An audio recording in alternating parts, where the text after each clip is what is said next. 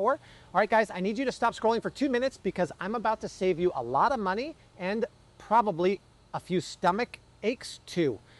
I've been shopping at Costco for years, and honestly, for a long time, I just trusted the warehouse deal hype. Big box, low price, must be a good buy, right? Wrong. Some of the most popular items in this store are honestly kind of a trap.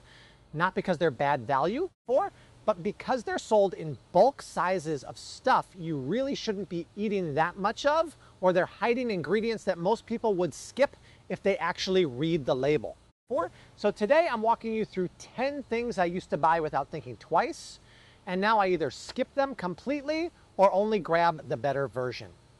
This isn't about being perfect with food. It's about knowing what you're actually putting in the cart, so you get to make the choice instead of the marketing making it for you.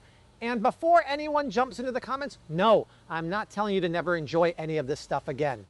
I still snack, I still buy convenience food sometimes. I'm not trying to turn anyone's cart into a science experiment. This is just about being aware of what's actually happening with these products.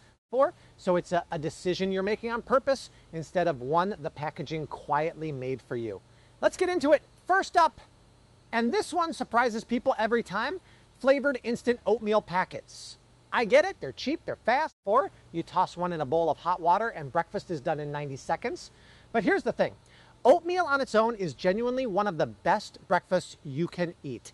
It's the flavored prepackaged version that turns it into a problem.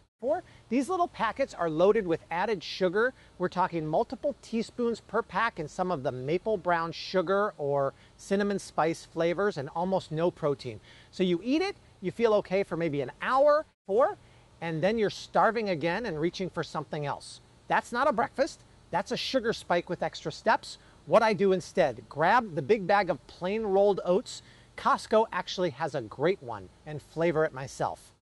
Cinnamon, a little vanilla extract, some berries, maybe a scoop of protein powder. Same convenience, none of the added sugar, and it actually keeps you full. Same aisle, completely different result. Skip the packets, grab the plain oats. I actually used to be a flavored packet guy myself, back when I was in more of a rush every morning. It wasn't until I sat down and did the math on a full box, adding up the sugar across all 10 packets, that it actually clicked how much was sneaking in there over a single week. And the annoying part is, the just add hot water convenience is genuinely nice. So I didn't want to give that up. I just wanted to fix the sugar problem. That's really the theme of this whole video, by the way. It's rarely about cutting the convenient option completely. It's about finding the version of it that doesn't quietly work against you. Okay, I know, nobody's buying chips because they think it's a health food. But hear me out, because the problem here isn't really the chips themselves, it's the size. These come in a box of like 8 bags, or one bag the size of a small pillow. And what happens when a bag is that big? You don't eat a serving. You eat however much felt right while watching a movie, which is usually 3 or 4 servings without even realizing it. That's not really about willpower, by the way. That's just how portion sizes work. Studies on this are pretty consistent. The bigger the package in front of you, the more you eat, almost on autopilot. So even though the chips themselves aren't dramatically different from a smaller bag you'd get at a regular grocery store, the bulk format at Costco basically sets you up to overeat without meaning to. If you love chips, and honestly I do too sometimes, my move is to portion them out into snack bags the day you get home. 10 minutes of prep, and suddenly you've got built-in portion control instead of a bag the size of your torso sitting open on the counter all week. There's also a sneaky thing that happens with the multi-bag boxes specifically, because each individual bag looks small. Your brain treats it like a single serving even when it's actually 2 or 3. So people open one of the smaller bags thinking they're being responsible, and they're still going in way over what the label actually says. If you're going to keep buying the big box, at least glance at the serving size on one of the small bags once, just so you know what you're actually working with. It genuinely changes how you snack.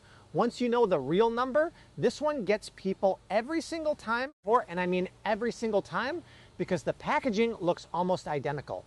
You've got the plain carton and the original or vanilla carton sitting right next to each other, same brand, same colors. 4, and most people just grab whichever one is in reach. The problem is that original almond milk usually has added sugar in it, sometimes a surprising amount for something that just looks like milk. If you're pouring this into your coffee, for your cereal, your protein shake every single day, that's added sugar sneaking into your diet that you didn't even choose. It's not dramatic on its own, but it adds up fast when it's a daily habit. The fix is stupidly simple. 4, just grab the unsweetened version. Same texture, same use cases, 0 added sugar, and honestly, once your taste buds adjust, you probably won't even notice a difference after a week or 2. 4, 90% of this issue is solved just by reading the word unsweetened on the carton before you toss it in the cart. 4, I bring this one up almost every time I do a dairy alternative video because it's such an easy mistake to make.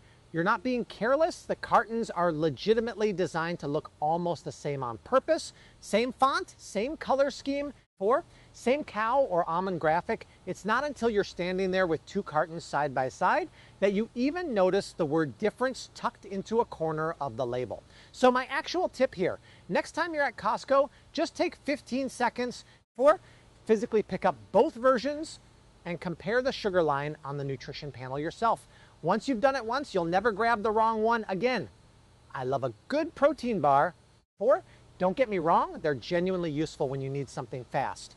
But not all protein bars are created equal, and some of the popular ones at Costco have an ingredient list that goes on forever. 4, packed with sugar alcohols like erythritol or maltitol to keep the sugar number low while still tasting sweet. Here's the issue. For a lot of people, these sugar alcohols cause real digestive discomfort. Bloating, gas, or that uncomfortable, why do I feel like this? Feeling about 30 minutes after eating one. You're trying to eat healthy and you end up feeling worse than if you just had a candy bar. Not exactly the win you were going for. 4, what I look for instead. Short ingredient list, real food sources of protein like whey or egg white, and I actually flip the bar over and count how many ingredients I don't recognize. If it's more than 4 or 5, I usually put it back. 4, there are cleaner options in that same aisle if you're willing to spend 30 seconds comparing labels. And look, I know sugar alcohols aren't a problem for everyone. Some people eat these bars all day long and never notice a thing. 4, but if you've ever had a protein bar and then spent the rest of the afternoon feeling weirdly bloated and couldn't figure out why, there's a decent chance this was the culprit. 4, it's one of those ingredients food companies love because it lets them slap low sugar on the front of the box while still tasting sweet, but it's genuinely worth knowing it's in there before you eat 3 of them in one day. Which, 4, if we're being honest, a lot of us have done at some point. This one's a classic Costco, seems like a deal item. Huge tray, feeds a family, looks homemade on the box. But when you actually check the nutrition panel, and I mean actually check it, 4, not just glance, you'll usually find a sodium number that's honestly kind of shocking for a single serving.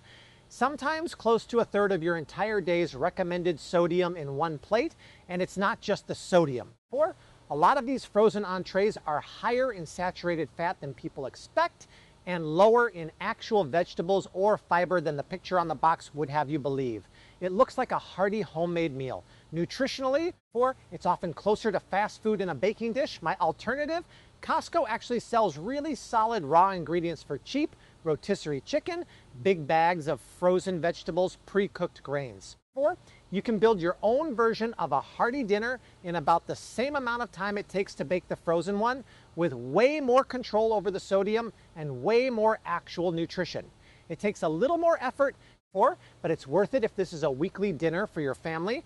I get that on a busy weeknight, just throw it in the oven is genuinely appealing. 4, and I'm not going to pretend meal prepping from scratch every single night is realistic for most people. So here's my compromise. Keep one of these in the freezer for the truly chaotic nights. 4, but don't make it your default 2 or 3 times a week dinner. Rotate it with the homemade version so it's the exception, not the rule. That one shift alone makes a bigger difference than people expect. 4, and it doesn't require becoming a different person overnight. This one bothers me the most out of this whole list, honestly, because of how it's marketed. You see green tea on the label, maybe some Chinese or Japanese style branding. 4, antioxidant claims. and your brain goes, oh, this is basically healthy water. It is not. A lot of these bottled teas have as much added sugar as a can of soda, sometimes more, while barely containing any actual brewed tea. Or you're basically drinking sugar water with a green tea label slapped on it for marketing purposes, and because it feels healthy, people drink way more of it without a second thought, way more than they'd ever drink a soda. Or if you actually want the benefits people associate with green tea, the antioxidants, the mild caffeine boost, brew your own. Costco sells big boxes of real tea bags for cheap. Cold brew a pitcher, add your own light sweetener if you want, and you get the actual benefit without the sugar bomb. It takes 5 minutes of prep the night before, and it's genuinely a better product. What really gets me is how this specific category tends to target people who are actively trying to make a healthier choice. Nobody grabs a bottled green tea because they want a soda substitute that's secretly just as sugary. They grab it because they're trying to do the right thing, and the label is basically working against them. That's exactly why I wanted this one on the list. It's not the obviously junky stuff that trips people up the most. It's the stuff wearing a health costume. I put this one right up there with the chips, but it deserves its own spot because the tub size is genuinely absurd. Some of these are as big as a small trash can, and it's usually the flavored kind. Cheesy Puffs, caramel corn, kettle corn with a candy level sugar coating. The issue again isn't that a serving of popcorn or a cheese puff is evil, it's that a serving is like 15 pieces and this tub holds what feels like 1,500.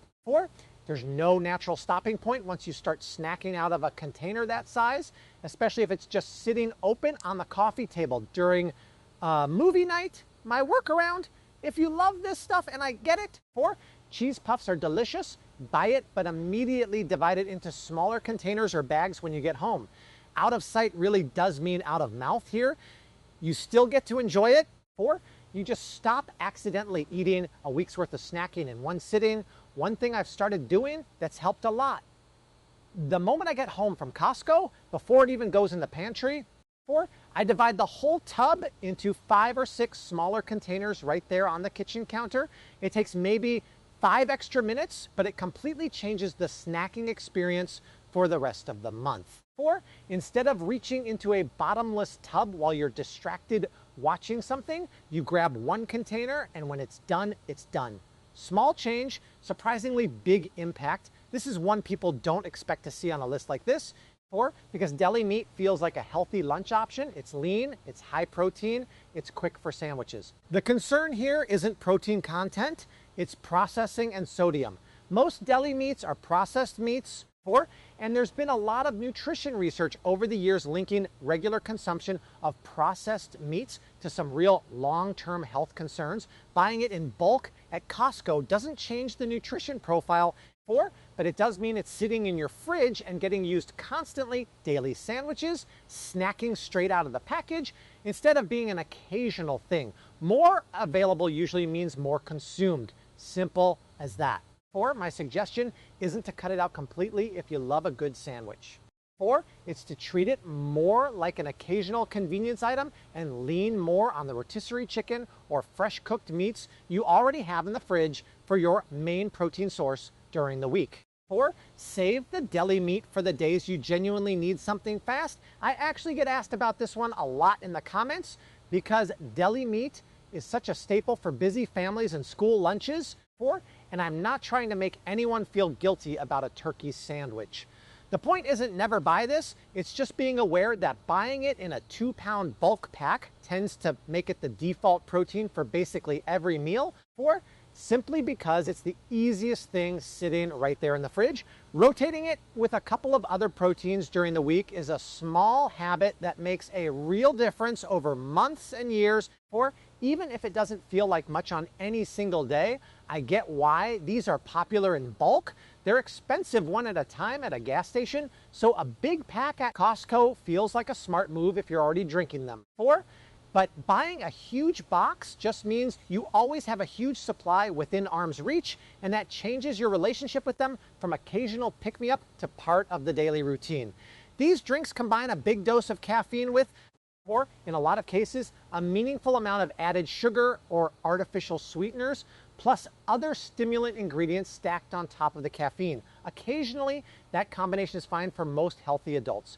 Multiple cans a day, every day. 4 is where it starts to affect sleep quality, resting heart rate, and how your body actually needs to rely on caffeine just to feel normal.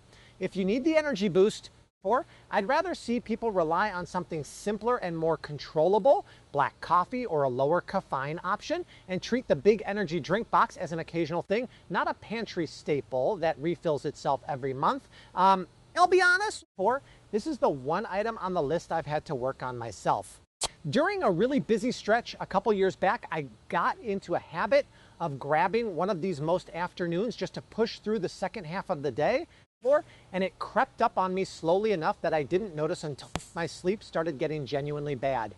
Swapping the always in the fridge bulk box for just buying a single can occasionally, only when I actually need it, made it so much easier to keep it as the exception instead of the routine. Sometimes the fix really is just making the unhealthy option slightly less convenient than it used to be. Last one, and this is the sneaky finale, because this is the item that fools health-conscious shoppers specifically. Granola bites, protein, trail mixes, clusters with oats and nuts on the front of the bag, it all reads as healthy. And sometimes it is. But a lot of these products are essentially candy with a health halo. Multiple types of sugar stacked in the ingredient list, cane sugar, honey, brown rice syrup, sometimes chocolate chips mixed in, and the handful serving size is deceptively small compared to how much people actually eat. The nuts and oats in there are genuinely good for you. The problem is the binding syrup and added sugars that hold the clusters together, which can turn a healthy snack into something closer to a candy bar in terms of sugar content per handful. My advice, flip the bag over before it goes in the cart. If sugar or syrup is in the first 3 ingredients, that's your answer regardless of how natural the front of the package looks. There are cleaner nut and oat mixes in that same aisle. You just have to actually compare labels instead of trusting the packaging. This one closes out the list for a reason. Out of everything here, it's the item I see trip up the people who are actually trying the hardest to eat well. If you're not paying attention to added sugars in general, chips and cheese puffs were never going to fool you anyway. But a granola cluster with visible oats and almonds sitting right on top, that one gets past almost everyone's radar at least once. The takeaway isn't to distrust every healthy looking product in the store, it's just to build the habit of flipping the package over before it earns a permanent spot in your cart. And that's my list. 10 things I used to grab without a second thought, and now I either skip completely or swap for a smarter version. Look, none of this is about never buying any of these things again. It's about knowing what's actually in the cart before it ends up in your kitchen. So it's an actual choice and not just autopilot shopping because the packaging looks convincing. If you go back through this list, you'll notice the fix almost never involves some huge lifestyle overhaul. It's flipping a box over, it's grabbing the carton 15 seconds to the left of the one you'd normally reach for. It's portioning something into smaller containers instead of leaving the giant tub open on the counter. None of that requires meal plans or willpower of steel. It just requires knowing what to actually look for, which is exactly why I make these videos every week. If this was helpful, drop a comment and let me know which ones surprised you the most. I read every single one. And if you want the full list of what I actually do recommend buying at Costco, I've got that video linked right up there. Go check it out next. Hit subscribe if you're new here. I post a new one of these every single week. See you in the next one.